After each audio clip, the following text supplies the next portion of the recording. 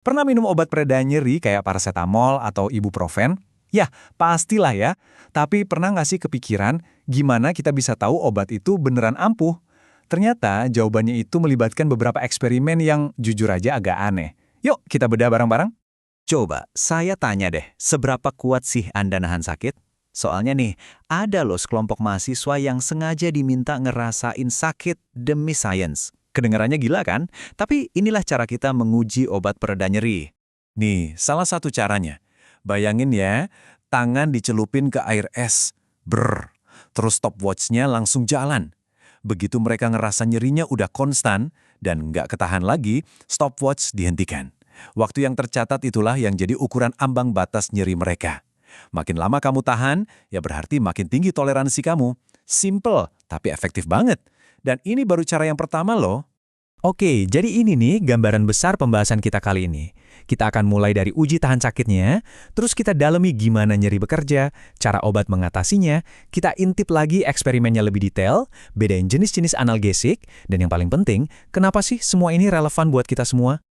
Oke, kita mulai dari dasarnya dulu. Gimana sih cara kerja nyeri? Anggap aja nyeri itu kayak sistem alarm super canggih yang ada di tubuh kita. Jadi ceritanya gini, waktu kita kejedot meja misalnya, jaringan tubuh yang rusak itu langsung ngeluarin zat-zat kimia. Namanya mediator nyeri, salah satunya prostaglandin. Nah, zat kimia ini itu kayak petugas pertama di TKP yang teriak, "Weh, ada masalah di sini!" dan langsung nyalain alarmnya.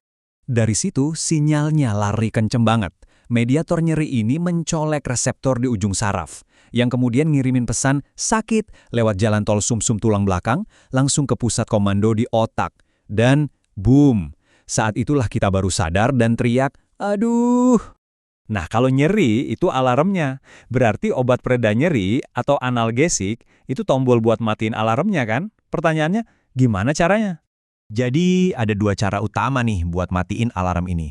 Pertama, kita blokir langsung di sumbernya. Ini ibaratnya kita gunting kabel alarmnya di lokasi luka, jadi sinyalnya nggak pernah bakal kekirim. Cara kedua, kita hambat di pusat. Ini kayak kita bilang ke otak, cuekin aja alarm itu, nggak penting. Dua strategi yang beda banget kan? Oke, teorinya udah dapet. Sekarang, yuk kita balik lagi ke lab buat lihat gimana para peneliti ini nguji itu semua secara nyata. Selain pakai es, ada metode kedua, pakai alat tensi darah.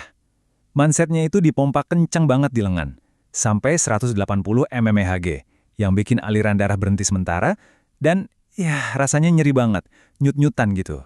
Sekali lagi, stopwatch jadi jurinya. Berapa lama kamu sanggup tahan? Tapi tunggu dulu, ini pertanyaan penting banget. Gimana peneliti bisa yakin kalau yang bikin tahan sakit itu obatnya, bukan cuma sugesti kita aja? Kan pikiran kita kuat banget pengaruhnya. Nah, jawabannya ada di sebuah desain riset yang cerdas banget. Namanya double blind study atau uji buta ganda. Artinya apa? Artinya baik pesertanya maupun penelitinya, dua-duanya nggak ada yang tahu siapa yang dapat obat beneran dan siapa yang cuma dapat pil kosong alias placebo. Ini tuh standar emas penelitian, buat mastiin hasilnya benar-benar murni karena efek obat, bukan karena sugesti atau harapan si peneliti. Dan inilah obat-obatan misterius yang diminum para mahasiswa tadi. Ada yang dapat paracetamol, ibuprofen, atau metampiron. Tapi ada juga yang tanpa sadar cuma minum pil glukosa, pil gula biasa yang jadi kontrol placebonya. Eksperimen tadi kan fokusnya ke obat-obat yang biasa kita temui ya. Tapi penting buat kita tahu nih, nggak semua pereda nyeri itu diciptakan sama. Ada dua keluarga besar yang cara kerjanya beda banget. Nah, ini beda utamanya. Di satu sisi ada analgesik non-narkotika, contohnya ya paracetamol itu tadi. Kerjanya di TKP alias sumber nyerinya, nggak bikin ngantuk dan nggak bikin kecanduan. Di sisi lain, ada yang namanya narkotika, kayak morfin. Ini kerjanya langsung di pusat komando di otak, makanya bisa bikin ngantuk dan resikonya ya bisa bikin kecanduan. Oke, kita udah lihat eksperimen aneh, udah ngerti cara kerja sinyal nyeri dan obatnya. Sekarang, sampailah kita ke pertanyaan pamungkas. Terus, kenapa semua ini penting buat kita? Jawabannya simpel banget. Ini semua demi keamanan kita. Eksperimen-eksperimen yang mungkin kedengeran aneh ini justru jadi fondasi yang memastikan kalau pil pereda nyeri di kotak obat kita itu beneran manjur dan aman. Tanpa tes-tes kayak gini, kita cuma bisa nebak-nebak. Tujuan penelitiannya itu dirangkum dengan sempurna di sini, mengevaluasi secara eksperimental efek analgesik suatu obat. Simple, padat, jelas, tapi dampaknya luar biasa. Inilah proses yang membedakan sains dari sekedar katanya. Jadi, lain kali Anda minum obat pereda nyeri, ingat ya, ada proses sains yang super ketat di belakangnya.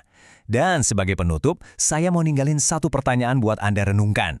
Kalau rasa sakit itu pengalaman yang sifatnya personal dan subjektif banget, gimana caranya kita bisa mengukur sesuatu yang nggak kelihatan itu secara universal? Nah, itulah tantangan terbesar dalam ilmu tentang nyeri.